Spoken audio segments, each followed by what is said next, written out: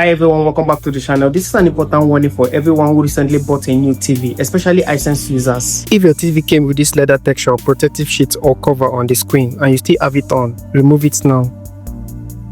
I've seen too many people leave it on thinking it's part of the TV screen design or protection. But here is the truth. The leather-like layer is only meant for transport protection, not for use.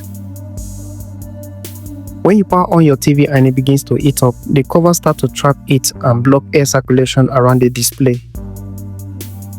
Over time, this can cause skin discoloration, pixel burn-in, and even permanent damage to your TV panel.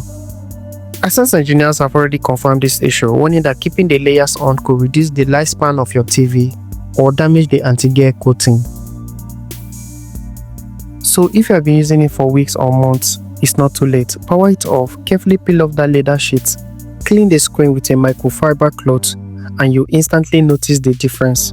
Remember, the layer is for shipping, not for viewing. If you love your picture quality or to avoid the TV screen from damage, don't wait until it's too late. So share this video with someone who just got a new TV or someone that still has it on. You might just save their screen.